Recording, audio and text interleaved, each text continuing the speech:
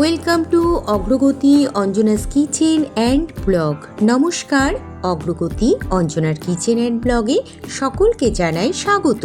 গাছের ডালেতে বসে থাকা যে হলুদ রঙের পাখিটিকে দেখতে পাচ্ছেন, এই পাখিটি আমার বাড়ির বাগানেতে এসেছিল। এই হলুদ পাখিটির মতন কিন্তু নানান রকম রঙের পাখি মাঝে মধ্যে আমার বাগানে এসে বসে থাকে। কোনো সময় সবুজ রঙের একটি বসন্ত বৌরি পাখি আছে, সেও দেখা দিয়ে যায়। কোনো সময় মাছরাঙা নীল রঙের পেখমালা মাছরাঙা পাখি আসে। আবার দেখুন, এই আরেকটি পাখি টুনটুনি পাখির মতন দেখতে, কিন্তু এই পাখিটির গাটা কিন্তু ময়ূরকণ্ঠী কালারের। তো এই পাখিগুলো মাঝে মধ্যে আমার এই সজনে গাছের ডালটার মধ্যে এসে বসে থাকতে দেখা যায়। তো আমার বাগানেরই সজনে ডাঁটা দিয়ে আজকে আমি তৈরি করেছিলাম আমার শ্বশুরবাড়ির ট্র্যাডিশনাল রেসিপি, সজনে ডাঁটা দিয়ে আচারের রেসিপি। এটি কিন্তু বহু পুরনো এবং সাবেকি রান্নার মধ্যে একটি রান্না। আর যে রান্নাটি আপনাদের সঙ্গে আমি শেয়ার করতে চলে আসলাম। তো দেখে নেওয়া যাক আজকে আমি এই সজনে ডাঁটা দিয়ে কিভাবে সজনে ডাঁটার আচারের রেসিপিটি তৈরি করেছিলাম। চলুন তাহলে এবারে রান্নাতে ফিরে যাওয়া যাক, রান্নাটিকে শুরু করা যাক। এই যে দেখছেন ডাঁটাগুলো, এগুলো কিন্তু আমার বাড়ির বাগানের গাছের সজনের ডাঁটা। বেশ মোটা মোটা হয়ে গেছে, আর এরকম মোটা মোটা ডাঁটা দিয়েই কিন্তু তৈরি করা হয়ে থাকে সজনে ডাঁটার আচারের রেসিপি। সজনে ডাঁটা দিয়ে আচারের রেসিপি তৈরি করতে প্রথমে সজনে ডাঁটা নিয়েছিলাম, আর সঙ্গে নিয়েছিলাম পাকা তেঁতুল। পাকা তেঁতুলটিকে আমি জলের মধ্যে দিয়ে ভিজিয়ে রেখেছিলাম 2 ঘন্টা সময়ের মতন। আর সঙ্গে নিয়েছিলাম শুকনো লঙ্কা, ভেলি গুড়, বিট লবণ। এখানে ভাজা মশলার জন্য নিয়েছিলাম গোটা ধনে, গোটা জিরে এবং গোটা মৌরি। মশলাগুলোকে ভেজে নেবার পর আমি গুঁড়ো করে নিয়েছিলাম। এবার আমি সজনে ডাঁটাগুলোকে এক এক করে কেটে এর থেকে খোসা ছাড়িয়ে নিচ্ছিলাম।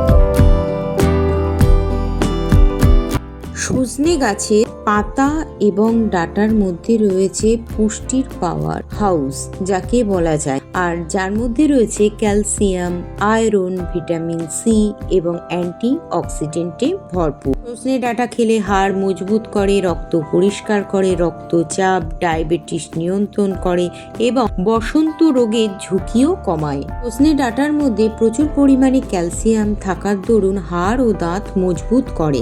এছাড়া ডায়াবেটিস ও রক্তচাপ নিয়ন্ত্রণ করে, রক্তে শর্করার মাত্রা এবং উচ্চ রক্তচাপ নিয়ন্ত্রণ রাখতে সাহায্য করে। উচ্চ আয়রন ও পুষ্টিগুণের জন্য রক্ত শূন্যতা, অ্যানিমিয়া দূর করে। এছাড়া ফাইবার সমৃদ্ধ হওয়ার জন্য হজম ক্ষমতা বাড়ায় এবং কোষ্ঠকাঠিন্য দূর করে। তাহলে আমরা জানতে পারলাম সজনে ডাঁটা এবং সজনে গাছের পাতার কত উপকারিতা। প্রত্যেকেরই পরিবারের ছোট বড় সকলেরই কিন্তু এই সজনে গাছের পাতা ও ডাঁটা খাওয়া উচিত। কথা বলতে বলতে আমার সজনের ডাঁটাগুলোর খোসা ছাড়ানো হয়ে গেছে। এবার আমি প্রেসার কুকারে বসিয়ে আমি একটা সিটি দেওয়ার আগে নামিয়ে নিয়েছিলাম, একটুখানি সেদ্ধ করে নিয়েছিলাম যাতে এই ডাঁটাগুলো একটু নরম হয়, কারণ ডাঁটাগুলো কিন্তু যথেষ্ট বুড়ো ডাঁটা, হয়ে গিয়েছিল। এবার আমি যে বিট লবণটা নিয়েছিলাম সেই বিট লবণটাকে প্রথমে এইভাবে নোড়া দিয়ে একটি বাটির মধ্যে রেখে বড় বড় যে পাথরের মতন অংশগুলো ছিল সেগুলোকে ভেঙে ঠিক এই ক্রিস্টাল পাথরের মতন করে নিয়েছিলাম। এরপর আমি গ্রাইন্ডারে দিয়ে দেখুন মিহি একটি পেস্ট বা পাউডারে পরিণত করে নিয়েছিলাম। অপরদিকে তেঁতুলগুলো দেখুন খুব সুন্দরভাবে ভিজে একেবারে নরম হয়ে গিয়েছিল। আমি হাত দিয়ে চটকে তেঁতুলের পাল্পটিকে বের করে নিয়েছিলাম।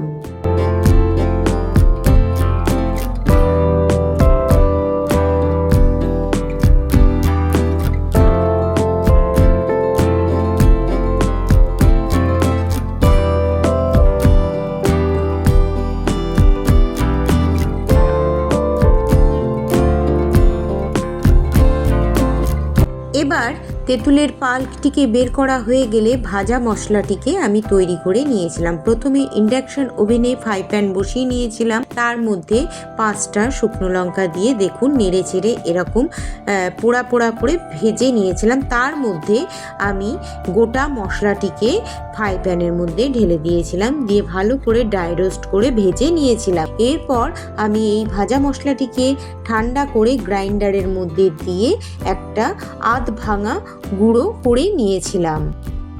আচারের মশলায় একটু আধ ভাঙা মশলা গুঁড়ো করে নিলেই খেতে কিন্তু ভালো লাগে, সুন্দর একটি ফ্লেভারও আসে। আর অপরদিকে প্রেসার কুকারে যে আমি শুধুমাত্র ভাপ দেওয়ার জন্য বসিয়েছিলাম সেই ডাঁটাটিকে কিন্তু নাবিয়ে নিয়েছিলাম। এরম আস্ত গোটা গোটা অবস্থায় কিন্তু নাবিয়ে নিতে হবে। খেয়াল রাখতে হবে ভাপ দেওয়ার সময় কিন্তু সজনে ডাঁটাগুলোর মধ্যে একটা সিটিও কিন্তু প্রেসার কুকারে দেওয়া যাবে না, তাহলে সমস্ত ডাঁটা কিন্তু গলে যাবে। ভাপ দেওয়ার পর যে ভাপ দেওয়া জলটা আছে সেই জলটা চাইলে আপনারা ফেলে দিতে পারেন। আমি এখানে এই জলটা ফেলিনি, কারণ এই জলটির মধ্যে ঔষধি গুণে ভরপুর ছিল।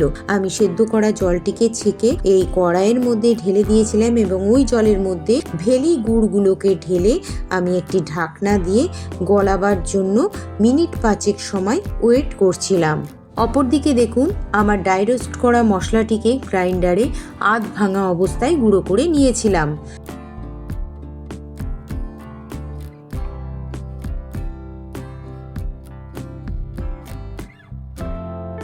গুড়গুলো ঢাকা দিয়ে আমি নরম করে নিয়েছিলাম। এরপর খুন্তির সাহায্যে একটু কেটে কেটে আমি ভেঙে দিয়েছিলাম যাতে তাড়াতাড়ি গলে যায়।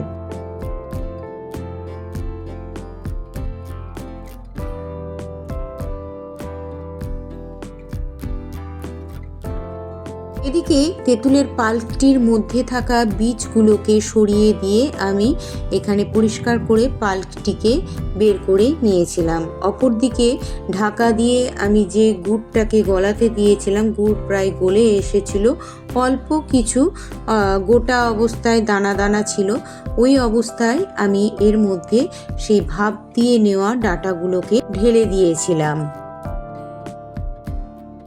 দেখুন কড়াইয়ের মধ্যে ফুটতে থাকা গুড়ের জলের মধ্যে আমি ডাঁটাগুলোকে এবার ঢেলে দিলাম। ঢেলে দেওয়ার পর খুন্তির সাহায্যে নেড়ে চেড়ে গুড়ের জলের সঙ্গে ডাঁটাগুলোকে মিশিয়ে দিলাম। এবার গুঁড়ো করে রাখা সেই বিট লবণটাকে আমি এর মধ্যে আমার পরিমাণ অনুযায়ী ডাঁটাগুলোর মধ্যে ছড়িয়ে দিয়েছিলাম। বিট লবণ ছড়িয়ে দেওয়ার পর এবার খুন্তির সাহায্যে আমি ডাঁটাগুলোকে এই বিট লবণের সঙ্গে এবং গুড়ের ফুটন্ত জলের সঙ্গে মিশিয়ে নিয়েছিলাম। মিশিয়ে নেবার পর এর মধ্যে তেঁতুলের পাল্পটিকেও এবার ঢেলে দিয়েছিলাম।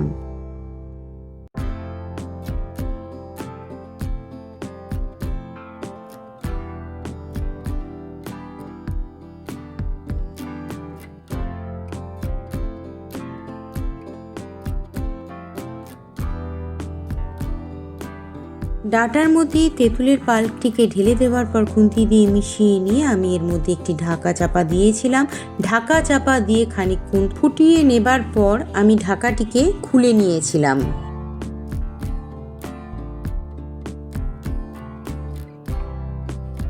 দেখুন গুড় গোলা জলের সঙ্গে ডাঁটাগুলো টকবক করে ফুটতে শুরু করেছে। এই পর্যায়ে কিছুটা ভেজে রাখা গুঁড়ো মশলা আমি এই ফুটন্ত ডাঁটার আচারের মধ্যে ছড়িয়ে দিয়েছিলাম। ছড়িয়ে দেবার পর খুন্তির সাহায্যে ভালো করে মিশিয়ে নিয়েছিলাম। আর মিশিয়ে নেবার পর আবারও আমি ডাঁটাটাকে ফুটতে দিয়েছিলাম, কারণ এর মধ্যে বেশ অনেকটাই জল ছিল।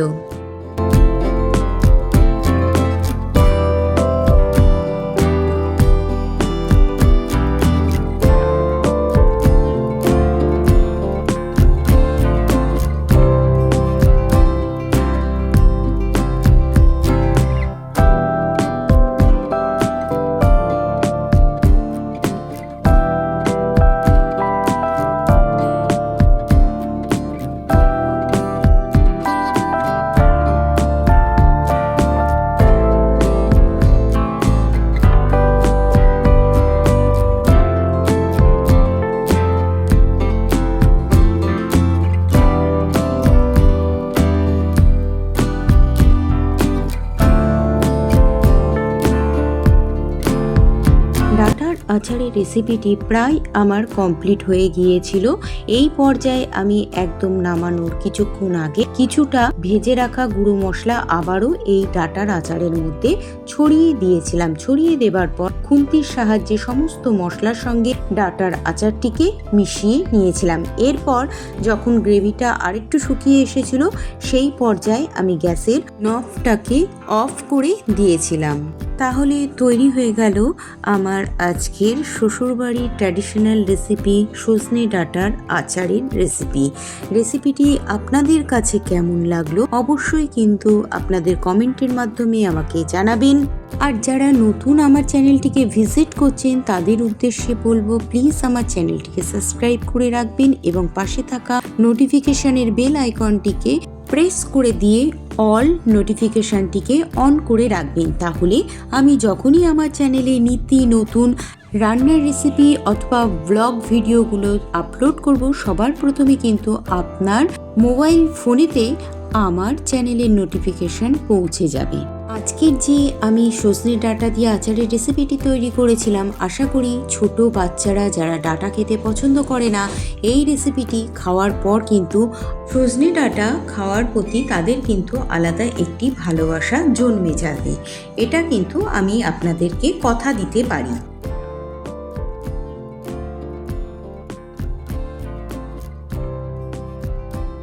এবার সজনের ডাঁটার আচারটিকে সংরক্ষণের জন্য আমি একটি কাঁচের জারের মধ্যে ভরে রেখে দিয়েছিলাম এবং যখন প্রচণ্ড প্রখর রোদ উঠবে সেই রোদেতে আমি এই রোদ খাইয়ে আচারটিকে ঘরে 1 বছরের জন্য সংরক্ষণ করে রেখে দেবো। কারণ আমার হাজবেন্ড আচার খেতে ভীষণই পছন্দ করেন আর বিভিন্ন ধরনের আচার আমি সারা বছরই তৈরি করে থাকি।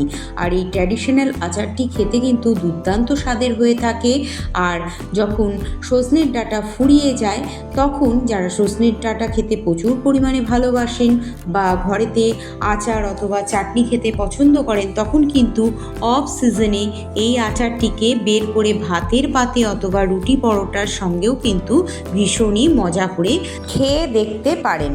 তাহলে আমার এই সজনের ডাঁটার আচারের ভিডিও রেসিপিটি ফলো করে বাড়িতে আপনারাও তৈরি করে সংরক্ষণ করে রাখতে পারেন অসময়ে খাবার জন্য। তাহলে আজকে রেসিপির ভিডিওটি আমি এখানেই শেষ করছি। পরবর্তী আবার নতুন অন্য কোনো রান্নার রেসিপি নিয়ে অথবা ব্লগ ভিডিও নিয়ে আপনাদের সামনে হাজির হয়ে যাব। ততক্ষণের জন্য টাটা, বাই বাই।